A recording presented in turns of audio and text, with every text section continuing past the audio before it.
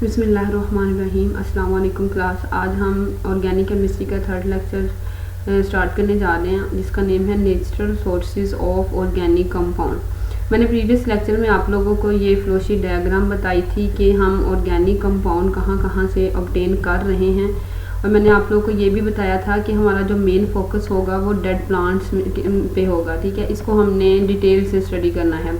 Dead plants में हमारे पास कोल है, नेचुरल गैस है और पेट्रोलियम है। बेटा ये तीनों हैं, कोल, नेचुरल गैस और पेट्रोलियम। इनको हम फॉसल फ्यूल्स भी कहते हैं। फॉसल फ्यूल्स क्या होते हैं? Remains of living organisms are called fossil fuels. ठीक है, ऐसे फ्यूल्स जो कि लिविंग ऑर्गेनिज्म के रिमेन से बनते हैं। अब बेटा रिमेन इसमें क्या है, इस चीज़ को समझने से पहले आप लोग को फ्लोशीट डायग्राम समझाऊंगी कोल की, उससे आप लोगों को ये फॉसल फ्यूल्स की डेफिनेशन ज़्यादा अच्छे से समझ आ जाएगी। ठीक है, अभी के लिए आपने बस इतना याद रखना है कि fossil fuels are dead fuels which are formed from the remains of living organism such like plants. अब कोल क्या है? कोल भी बेटा देखिए, इसमें मैंने कोल भी मेंशन किया है। कोल भी एक फॉसिलाइज्ड कार्बन है। ठीक है, ये कैसे बनती है? जब प्लांट्स के रिमेन्स या प्लांट्स के कोई भी parts under the earth crust, ठीक है, अर्थ क्रस्ट के नीचे 500 मिलियन ईयर्स तक उधर हाई प्रेशर और टेम्परेचर पे पड़े रहते हैं, फाइनली वही प्लांट्स के पार्ट्स कोल में कन्वर्ट हो जाते हैं। अब देखिए, मैं आप लोगों को एक फ्लोशीट डायग्राम के थ्रू समझाने जा रही हूँ कि कोल की फॉर्मेशन कैसे होती है। इसी डायग्राम के थ्रू आप देखेंगे कि फॉसल फ्यूल्स किन्हें कहते हैं। बेटा अब जो डेड प्लांट्स पार्ट हैं या वुड ऑफ ट्रीज़ हैं, आप देखते हैं कि प्लांट्स के कई पार्ट डिफरेंट कंडीशंस की वजह से अर्थ सरफेस पे फॉल करते हैं, अर्थ सरफेस पे गिरते हैं। ये जो कंडीशन इन्वायरमेंटल कंडीशन भी हो सकती है, लाइक विंड स्टॉर्म। ठीक है, विंड स्टॉर्म की वजह से भी प्लांट्स के पार्ट टूटते हैं और ज़मीन पे गिरते हैं। इसके अलावा समटाइम्स ऐसा होता है प्लांट्स की एज कंप्लीट हो गई है और वो तोड़ फोड़ का शिकार होता है।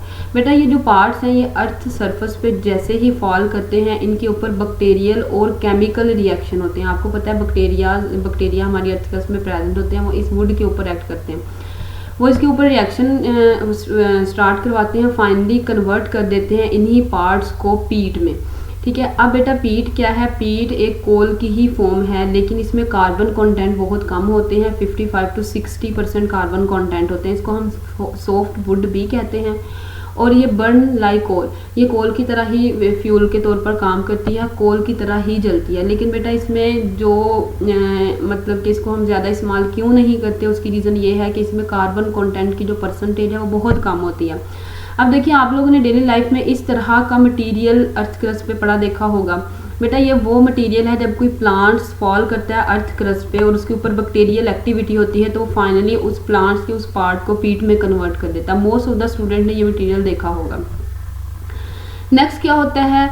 नेक्स्ट इसी पीट को डिफरेंट लेयर्स कवर करना स्टार्ट कर देती हैं। देखिए अब डस्ट वगैरह और मड वगैरह इसको कवर करती है, जैसे ही हवा वगैरह चलती है, विंड वगैरह, मतलब कि इसकी वजह से ये पीट कवर हो जाती है डिफरेंट अर्थ क्रस्ट की डिफरेंट लेयर से, जिसकी वजह से क्या होता है, जैसे ही इसके ऊपर लेयर्स बनना स्टार्ट होती हैं, इसके ऊपर टेम्परेचर और प्रेशर हाई इंक्रीज होना शुरू हो जाता है। बेटा जैसे ही टेम्परेचर इंक्रीज होता है तो ये पीट कन्वर्ट हो जाती है लिग्नाइट में, और लिग्नाइट इसको हम ब्राउन कोल भी कहते हैं। पीट को हम सॉफ्ट वुड कहते हैं और लिग्नाइट को हम ब्राउन कहते हैं। इसके अलावा अगर इसमें कार्बन कंटेंट की बात में, इसकी निस्बत ज़्यादा है, कार्बन कंटेंट जो कि है 60 to 65%।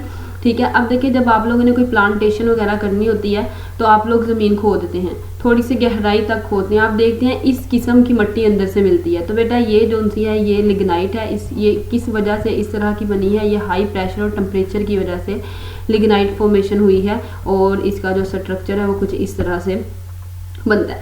अच्छा, उसके बाद क्या होता है कि इस लिग्नाइट को फर्दर अर्थ क्रस्ट की लेयर्स कवर करती हैं। ठीक है, डस्ट वगैरह से, मड वगैरह से फर्दर लेयर्स कवर करती हैं, इनके ऊपर टेम्परेचर और प्रेशर फर्दर इंक्रीज होता है।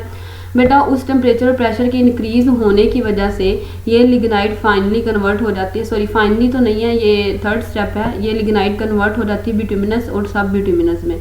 अब बिटुमिनस सब बिटुमिनस में जो कार्बन कंटेंट है वो लिग्नाइट की निस्बत ज़्यादा है, 60 to 80% होते हैं। ठीक है, अब देखिए ये लिग्नाइट है, ये हमने थोड़ी सी गहराई से इसको डग किया हुआ है, खोदा हुआ है, और उसके अंदर से जो हमें मटीरियल ऑब्टेन होगा वो होगा बिटुमिनस और सब बिटुमिनस।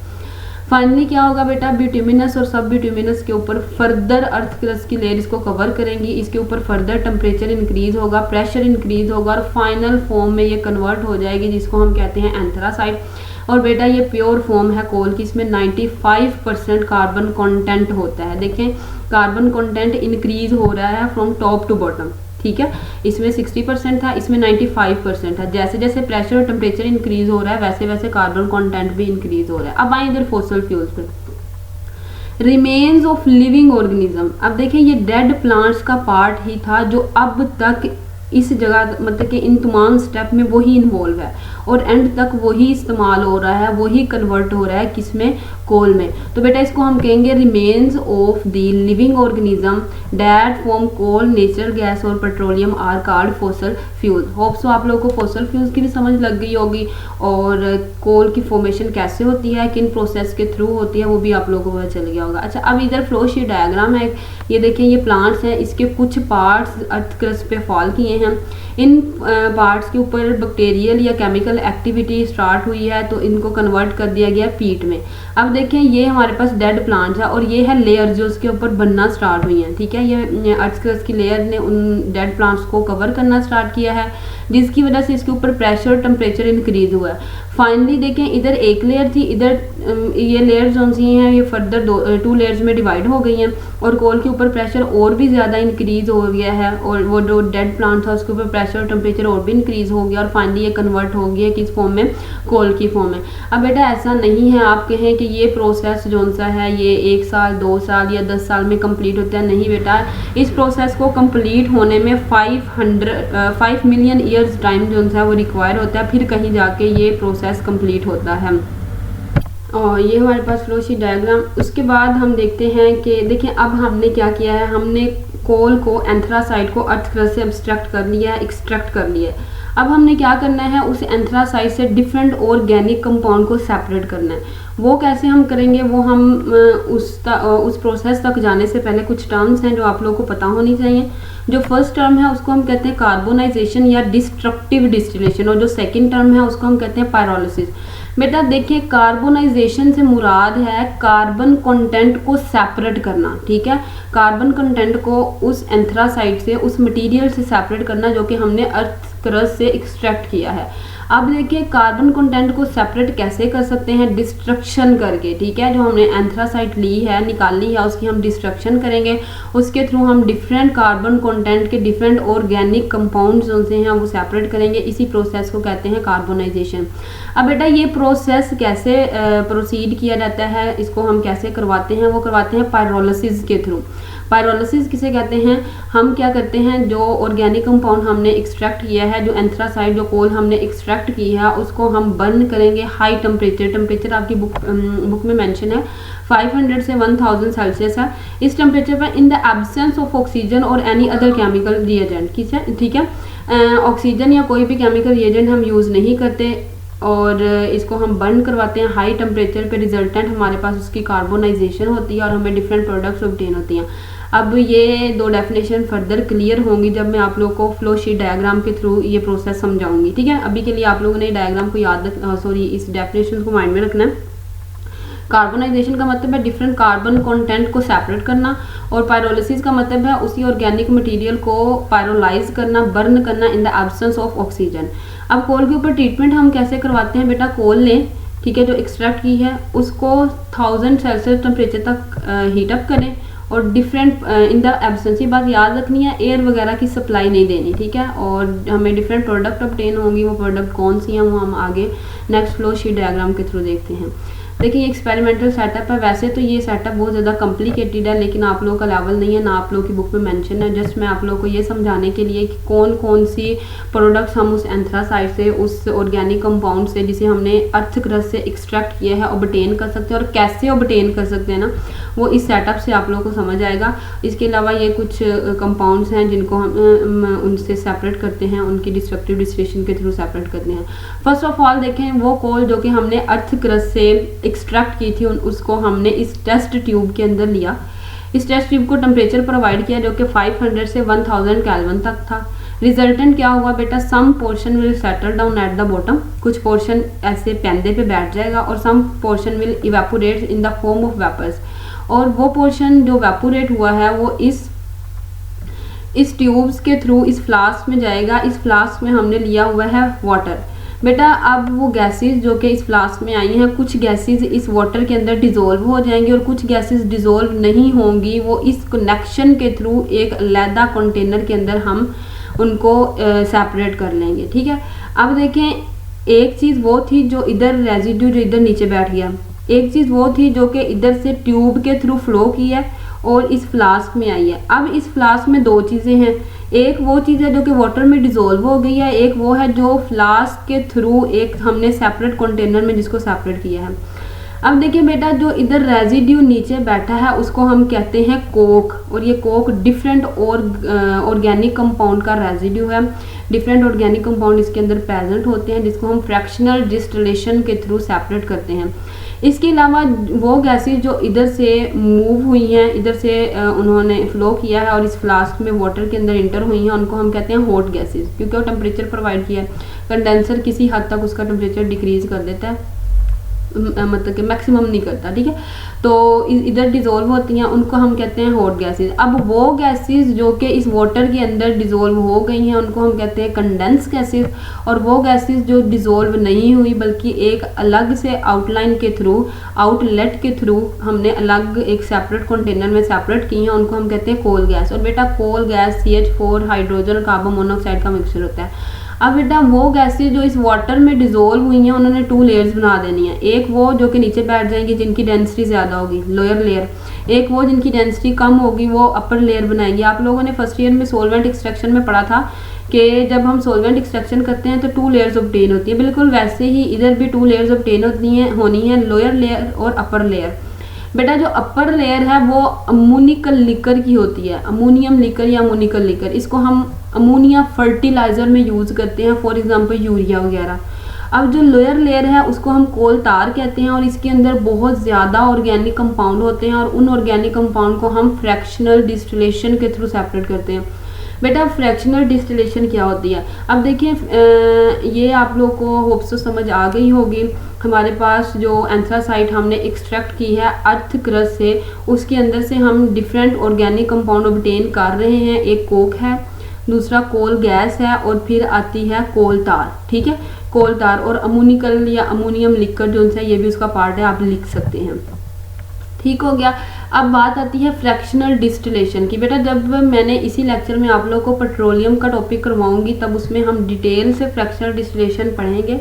अभी के लिए आपने इतना याद रखना है कि फ्रैक्शनल डिस्टिलेशन में हम डिफरेंट ऑर्गेनिक कंपाउंड्स को उनके बॉइलिंग पॉइंट की बेस पे सेपरेट करते हैं। अब बेटा देखें इसके अंदर कोल तार के अंदर डिफरेंट ऑर्गेनिक कंपाउंड हैं, उनके डिफरेंट बॉइलिंग पॉइंट होंगे। ठीक है, तो जिनका बॉइलिंग पॉइंट कम होगा वो पहले वेपोराइज हो जाएगा और उसको हम पहले सेपरेट कर लेंगे। ये आप लोगों ने 10th के लास्ट चैप्टर में भी पढ़ा था, 10th क्लास में लास्ट चैप्टर में भी पढ़ा था कि फ्रैक्शनल डिस्टिलेशन कैसे करते हैं पेट्रोलियम की। उसको आज हम रिवाइज भी करेंगे इंशाल्लाह। अच्छा बेटा अगर कोल रिसोर्सेज की बात करें पाकिस्तान में तो 184 बिलियन टन कोल जो है वो प्रोड्यूस हो रही है और उसमें से 80% कोल जो है इस प्रोडक्शन का 80% जो है वो हम लाइम किल्स में यूज़ कर रहे हैं और डोमेस्टिक पर्पसेस के लिए यूज़ कर रहे हैं एज आ फ्यूल। इधर बैक ब्रिक्स हैं बेटा, आप लोगों ने वो ईंटों के भट्टे वगैरह सुने होंगे, उसमें भी एज आ फ्यूल यूज़ हो रहा है। ठीक है, इसके अलावा बेटा आजकल कोशिश की जा रही है कि वो सारे पावर प्लांट जो इलेक्ट्रिसिटी पे ऑपरेट कर रहे हैं उनको हम कोल बेस्ड करें, उनको इस तरीके से उनकी कंस्ट्रक्शन करें कि वो कोल को यूटिलाइज करें और इलेक्ट्रिसिटी की कंजम्पशन को कम से कम किया जाए।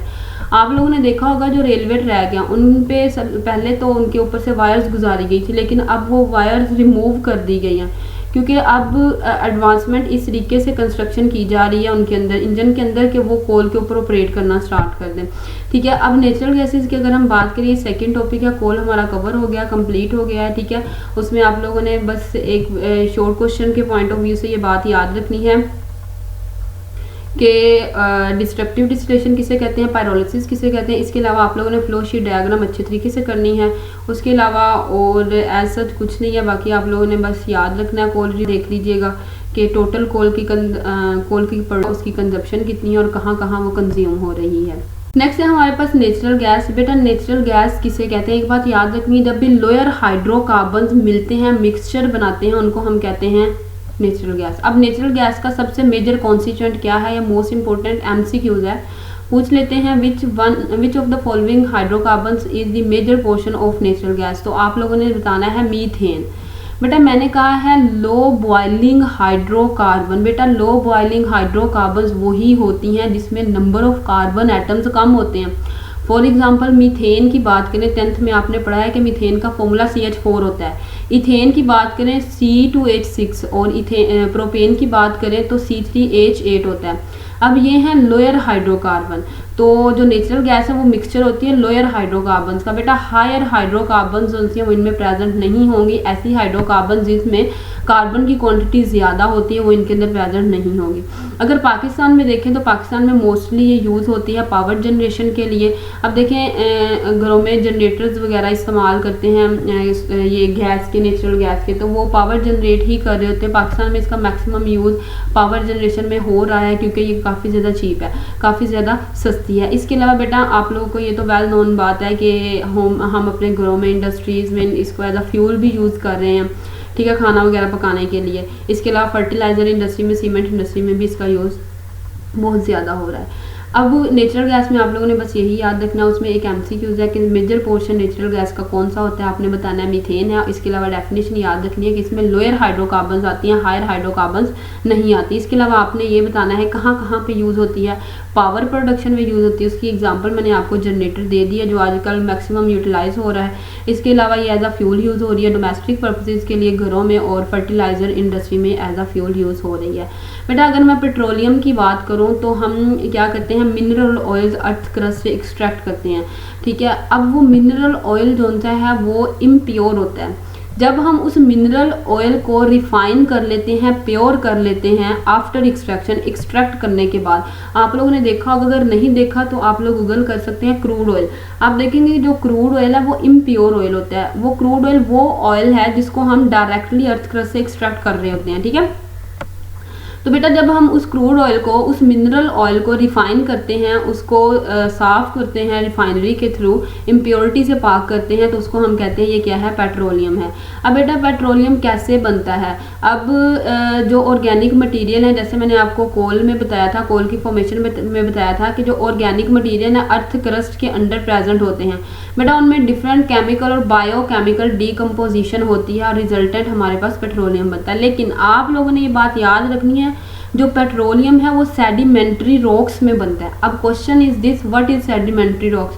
बेटा सेडिमेंट्री रॉक्स क्या होती हैं, अब आप लोग ऐसे करें, ग्लास लें, उसके अंदर कुछ क्वांटिटी में डस्ट डाल दें, फिर ग्लास में एक ग्लास में वाटर लें, उसके अंदर कुछ क्वांटिटी में आप डस्ट डाल दें। आप देखेंगे कुछ टाइम के बाद डस्ट जो सी है वो नीचे बैठ जाएगी पैंदे पे ग्लास के, ठीक है। अब क्या होगा, वक्त के साथ साथ जैसे ही टाइम गुजरता जाएगा वो जो पैंदे पे बैठी डस्ट है वो सोल्डिफाई होना स्टार्ट हो जाएगी, उसी को कहते हैं हम सेडिमेंट्री रॉक्स। इन रॉक्स में जो ऑर्गेनिक कंपाउंड की केमिकल और बायोकेमिकल डीकम्पोजिशन से जो मटेरियल बनता है उसको हम क्या कहते हैं, पेट्रोलियम कहते हैं। बेटा ये सेडिमेंट्री रॉक्स की डेफिनेशन है जो आप लोगों को मैंने अभी बताई है, rock that has form through the deposition and solidification of sediments, specially sediment transported by the water. देखें वाटर के अंदर भी सेडिमेंट्स होती हैं, जब वो नीचे बैठ जाती हैं तो सॉलिडिफाई हो जाती है, सॉलिडिफाई होने से सेडिमेंट्री रॉक्स बनती हैं, ठीक है। Sedimentary rocks are often deposit in layers and frequently contain fossil, ठीक है। ये चीज़ आप लोगों ने इसमें याद रखनी है। अगर बेटा क्रूड ऑयल की बात करूँ तो मैंने आप लोगों को अभी ऊपर बताया है कि जो हम डायरेक्टली एक्सट्रैक्ट कर रहे होते हैं अर्थ क्रस्ट से, उसको हम क्रूड ऑयल कहते हैं। ये ब्लैकिश कलर होता है, ये प्योरीफाई नहीं होता। जब हम क्रूड ऑयल को प्योरीफाई कर लेते हैं तो वो पेट्रोलियम की डिफरेंट फ्रैक्शन देता है, ठीक हो गया। अब बेटा ऑयल रिफाइनरी क्या होती है, देखिए हमने क्या किया, हमने सेडिमेंट्री रॉक से क्रूड ऑयल को वो एक्सट्रैक्ट कर लिया। अब हमने उसको रिफाइन करना है, उसको इम्प्योरिटीज़ से पाक करना है। उसके लिए हम उसको किधर लेके जाएंगे, रिफाइनरीज़ में लेके जाएंगे। बेटा रिफाइनरीज़ वो जगह होती है, वो सेटअप होता है जिसमें हम ऑयल को रिफाइन करते हैं, इम्प्योरिटीज़ से सेपरेट करते हैं। बेटा पाकिस्तान में टोटल 4 ऑयल रिफाइनरीज हैं। जो पहली ऑयल रिफाइनरी है उसको हम अटक ऑयल रिफाइनरी कहते हैं। ये कहाँ पे वाक़या है, ये कहाँ पे प्रेजेंट है, ठीक है। इसकी जो पोजीशन है वो आप लोगों की बुक में मेंशन है, आप लोगों ने उधर से देख लेना है। इसकी अगर हम कैपेसिटी की बात करें तो बेटा 1.25 मिलियन टन्स में ये ऑयल को रिफाइन कर सकती है। इतनी ज़्यादा क्वान्टिटी में ये ऑयल को रिफाइन कर सकती है। सेकंड और थर्ड ऑयल रिफाइनरी कराची में है। अगर इसकी हम कैपेसिटी की बात करें 2.13 मिलियन टन्स ऑयल रिफाइन कर सकती है, इसकी कैपेसिटी इतनी है। एक दिन में इतनी ज़्यादा ऑयल को ये रिफाइन कर सकती है। कैपेसिटी से मुराद है उनके अंदर कितनी पावर है कि वो ऑयल को रिफाइन कर सकें, ठीक है। कितने ऑयल को वो रिफाइन कर सकती है, क्रूड ऑयल को।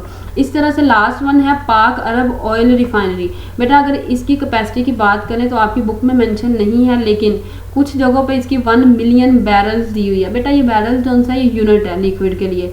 अब ये जो सा ये ढोल नहीं है बजाने वाला, ये बैरल है।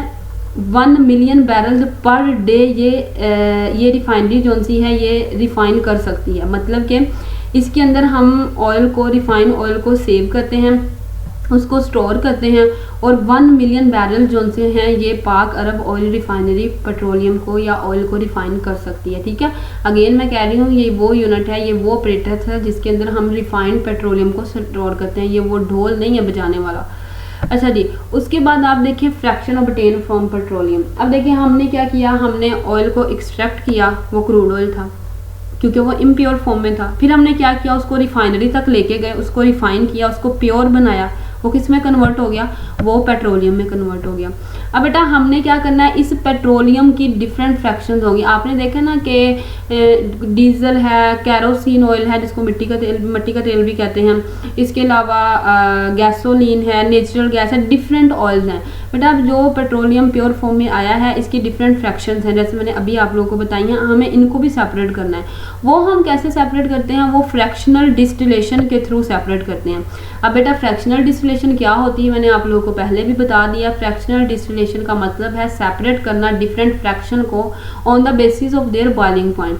आप लोगों को इस डायग्राम से ज़्यादा समझ आएगी। देखें, आप लोगों ने ये डायग्राम हरगिज़ याद नहीं करनी, ना इसको सीखना है। आप लोगों ने जस्ट कॉन्सेप्ट क्लियर करना है कि फ्रैक्शनल डिस्टिलेशन दरअसल होता क्या है, ये करते कैसे हैं, ठीक है। मैं कह रही हूँ कि फ्रैक्शनल डिस्टिलेशन बॉइलिंग पॉइंट की बेस पे होता है। अब बॉइलिंग पॉइंट की बेस पे कैसे होता है वो इस डायग्राम के थ्रू मैं आप लोगों को बताऊंगी।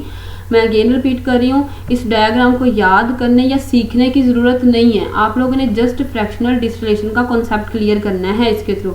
हमने क्या किया, क्रूड ऑयल लिया, उसको हीटर के थ्रू हीटअप किया, ठीक है, उसका टेम्परेचर इंक्रीज किया। तो इसका मतलब है क्रूड ऑयल का टेम्परेचर इंक्रीज होने से उसको वो बॉयल कर देगा।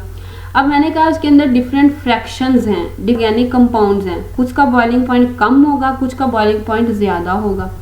बेटा वो कंपाउंड जिसका बॉइलिंग पॉइंट सबसे कम होगा, लेट्स सपोज 25 सेल्सियस है जो कि रूम टेम्परेचर ही है, जिसका बॉइलिंग पॉइंट सबसे कम होगा वो क्या करेगा, सबसे पहले इवेपोरेट हो जाएगा। मैं अगेन रिपीट कर रही हूँ, जिसका बॉइलिंग पॉइंट कम होगा, जिसको कम एनर्जी की ज़रूरत होगी, वो पहले ही इवेपोरेट होगा, वेपर्स बनाएगा, और वेपर्स इसकी अपर सरफेस तक पहुँचेंगे। इधर से आउटलेट हमने प्रोवाइड किया होता है और इधर से रिमूव कर लेंगे उनको। पहले इसको ओपन करेंगे और इधर से रिमूव कर लेंगे। देन इसको हीटअप करते रहेंगे। फिर एक दूसरा कॉन्स्टिट्यूएंट आएगा जिसका टेम्परेचर होगा 200 सेल्सियस। टेम्परेचर हमने इतना ज़्यादा प्रोवाइड किया कि वो 200 सेल्सियस तक पहुँच गया। अब वो कंपाउंड जिसका टेम्परेचर 200 सेल्सियस तक है वो तो वेपर्स बनाना स्टार्ट कर देगा। उसके वेपर्स मूव करना शुरू हो जाएंगे, राइज करना शुरू हो जाएंगे। वो जब इधर तक पहुंचेंगे हम ये आउटलेट खोलेंगे और इधर से इसको निकाल लेंगे, जो कि क्या है, कैरोसिन ऑयल है। इसी तरीके से बेटा डिफरेंट फ्रैक्शंस को हम depending upon their boiling point separate कर सकते हैं। इसको बोलते हैं फ्रैक्शनल डिस्टिलेशन। मैं अगेन रिपीट कर रही हूँ, जो बेटा ऑयल है जो कि हमने रिफाइन किया है, या इसको भी डायरेक्टली हम इसके अंदर इंट्रोड्यूस करवा सकते हैं। बेटा इसको हमने हीट करना है, हीट करने से इसका टेम्परेचर इंक्रीज होगा। ये एक कंपाउंड नहीं है, ये ऑयल एक कंपाउंड नहीं है, इसके अंदर डिफरेंट कंपाउंड्स हैं। कुछ कंपाउंड्स के बॉइलिंग पॉइंट कम होंगे, कुछ कंपाउंड के बॉइलिंग पॉइंट ज़्यादा होंगे।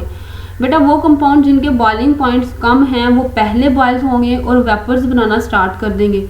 उनके वेपर्स ऊपर जाएंगे, अपवर्ड मूव करेंगे और इस आउटलेट के थ्रू हम उनको सेपरेट कर लेंगे। बाद ऐसे कंपाउंड जिनके बॉइलिंग पॉइंट थोड़े से ज़्यादा होंगे, 25 सेल्सियस से उसका बॉइलिंग पॉइंट थोड़ा सा ज़्यादा होगा, वो फिर बॉयल होंगे, अपने वेपर्स बनाएंगे, उनको हम आउटलेट से सेपरेट कर लेंगे। अब देखिए ये सेपरेशन हो रही है depending upon their boiling points. मैंने बताया था जो नेचुरल गैस है, ये आप लोग की बुक में है, आप लोग उधर से देख लीजिएगा कन्वीनियंट के लिए, इधर इसकी ओरिएंटेशन चेंज हो गई है। अच्छा, तो नेचुरल गैस मैंने बताया था लो कार्बन, लो हाइड्रोकार्बन का मिक्सचर होती है। देखिए नेचुरल गैस में CH4 से लेकर H14 तक होती है कार्बन, ठीक है, यानी कि कार्बन 1 से कार्बन 4 तक इसका मिक्सचर होगी। इससे अपर लेवल की जो हाइड्रोकार्बन हैं वो इसके अंदर प्रेजेंट नहीं होंगी। जैसे ही टेम्परेचर थोड़ा सा इंक्रीज हुआ, लेट्स सपोज ये हुआ 30 to 60, तो हमारे पास जो फ्रैक्शन आई वो C5 से आई थिंक C8 तक है। उसके बाद ये है लिग्नस, ये नेक्स्ट आपकी बुक की एग्जांपल है, ठीक है, सॉरी बुक का टेबल है। तो आप देखें अगर हम टेम्परेचर इंक्रीज करते हैं, जैसे ही टेम्परेचर 20 से थोड़ा सा ज़्यादा होता है तो नेचुरल गैस जो है हमारे पास ऑब्टेन होती है। अब देखिए मैंने आपको बताया था नेचुरल गैस लोअर हाइड्रोकार्बन्स का मिक्सचर होती है। देखिए C1 है और C4, बस इतने इसके अंदर हाइड्रोकार्बन्स रहेंगे, इससे हायर हाइड्रोकार्बन इसके अंदर प्रेजेंट नहीं होंगे। इसके बाद जैसे ही हम टेम्परेचर को और इंक्रीज करते हैं, 20 से एक्सीड करके 60 तक पहुंचता है, तो हमारे पास पेट्रोलियम ईथर ऑब्टेन होता है और जिसकी कंपोजिशन ये टेबल में मेंशन है C5 से C6 तक होती है, ठीक है। इसके अंदर इतनी कार्बन के हाइड्रोकार्बन्स प्रेजेंट होंगे। बेटा ये ईथर नहीं है, ठीक है, वो फंक्शनैलिटी जिसमें ऑक्सीजन होती है वो ईथर नहीं है। इसको पेट्रोलियम ईथर इसलिए कहते हैं कि पेट्रोलियम से एक्सट्रैक्ट किया जाता है और इसकी जो नेचर है वो वोलाटाइल होती है। वोलाटाइल का आप लोगों को पता है, आप लोगों ने फर्स्ट ईयर में पढ़ा है वो राउल्स लॉ के अंदर कि वोलाटाइल क्या होता है, जो ज़्यादा जल्दी से इवापोरेट हो जाता है उसको वोलाटाइल कहते हैं। अच्छा, तो इसकी वोलाटाइल नेचर होती है, इसी वजह से इसको हम ईथर भी साथ लिखिए। उसके बाद है लिक्राइन और नैप्था। बेटा उसका जो बॉइलिंग पॉइंट है, जैसे ही टेम्परेचर 60 से एक्सीड करके 100 तक पहुंचता है तो हमारे पास ये फ्रैक्शन ऑब्टेन होती है। सिमिलरली बाकी सारी जैसे ही टेम्परेचर इंक्रीज हो रहा है फ्रैक्शन भी हमारे पास सेपरेट हो रही हैं डिपेंडिंग अपॉन देयर कंपोजिशन। अब बेटा इधर नेचुरल गैस से लेकर कैरोसिन तक या गैस ऑयल, कैरोसिन मिट्टी के तेल को कहते हैं, इधर तक जितने भी हमारे पास फ्रैक्शन ऑब्टेन हुई है ये सब की सब गेशियस इन नेचर है, इन सब की जो नेचर है वो गेशियस है। इसके बाद जो लुब्रिकेंट ऑयल है, जो ग्रीसेस वगैरह होती हैं वो, और एसफाल्ट तक, ये जो उनसे होते हैं ये सेमी सॉलिड और सॉलिड होते हैं। अब आप लोगों ने इस टेबल में एक चीज़ ऑब्जर्व की होगी, वो ये है कि जैसे जैसे कार्बन नंबर इंक्रीज हो रहा है, देखिए 1 से 4, 5 से 6, 6 से 7, जैसे जैसे कार्बन नंबर इंक्रीज हो रहा है वैसे वैसे इनके बॉइलिंग पॉइंट्स भी इंक्रीज हो रहे हैं। बेटा रीज़न क्या है, आप लोगों ने चैप्टर फर्स्ट ईयर के चैप्टर 3 में पढ़ा था जो गैसेस का था, सॉरी चैप्टर 4 में पढ़ा था जो लिक्विड्स का था। आपने देखा था London dispersion forces directly proportional होती हैं कार्बन नंबर के। जैसे जैसे कार्बन नंबर इंक्रीज होते हैं लंदन डिस्पर्सिव फोर्सेस स्ट्रॉन्ग होती हैं, और आपको पता है London dispersion forces directly proportional होती हैं बॉइलिंग पॉइंट्स के। जैसे जैसे लंदन डिस्पर्शन फोर्सेस इंक्रीज होंगी, स्ट्रॉन्ग होंगी, बॉइलिंग पॉइंट भी क्या होगा, ज़्यादा होगा। यही रीज़न है, जैसे कार्बन कंटेंट इंक्रीज हो रहा है, लंदन डिस्पर्शन फोर्सेस इंक्रीज हो रही है, जिसकी वजह से बॉइलिंग पॉइंट भी क्या हो रहा है, इंक्रीज हो रहा है। ठीक है, अब पेट्रोलियम के अंदर आप लोगों ने फ्रैक्शनल डिस्टिलेशन के बारे में अच्छे तरीके से याद रखना है। इसके अलावा ऑयल रिफाइनरीज देखनी है कौन कौन सी हैं, वैसे तो 4 है, मैंने आप लोगों को बता दिया, उनकी कैपेसिटी क्या है वो आप लोगों ने देखनी है। ये सब शॉर्ट क्वेश्चन के लिहाज से इंपॉर्टेंट है और अच्छे से इसको याद करना है। आज के लिए इतना ही, अल्लाह हाफिज़।